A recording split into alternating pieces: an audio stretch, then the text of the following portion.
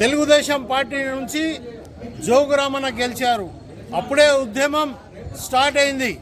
అయితే అందరూ joint action committee వాళ్ళు అందరూ వచ్చి తెలంగాణ కొరకు అందరు కలిసి పోరాడితేనే తెలంగాణ వస్తుంది. జోగురామన్న గారు ఈ సమైక్యవాది పార్టీలో ఉండవద్దు మీరని ప్రతి వర్గం నుంచి వాయిస్ వస్తే జోగురామన్న రాజీనామా చేసి తెలుగుదేశం నుంచి టిఆర్ఎస్ పార్టీ కేసీఆర్ నాయకత్వంలో తెలంగాణ వస్తుందని నమ్ముకొని మేమందరం కలిసి బీఆర్ఎస్ పార్టీ నుంచి ఎమ్మెల్యేగా పోటీ చేస్తే బీఆర్ఎస్ లేదు, అందరు సమాజం ఏకైన తర్వాత ఇదే పాయల్ శంకర్ తెలుగుదేశం టికెట్ తీసుకొని సమైక్యవాదులతోటి ఎమ్మెల్యే పోటీ చేసిన వ్యక్తి నువ్వు కాదా?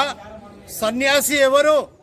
సన్యాసి తెలంగాణ కొరకు పోరాడలేదు, తెలంగాణ కొరకు సమాజం పోరాడింది. ఆ సమాజంలో ఉన్న వ్యక్తి జోగురామన్న. జోగురామన్నకు నువ్వు సన్యాసి అంటున్నావు. తెలంగాణ సమాజం వింటున్నది. సమయం సందర్భం వచ్చినప్పుడు శంకర్ గారు సన్యాసి ఎవరు తేలిపోతుంది. నువ్వు సమైక్యవాది చంద్రబాబు నాయుడుకు తొత్తుగా మారి పోటీ చేసింది వాస్తవం కాదా? ఓడిపోయింది వాస్తవం కాదా?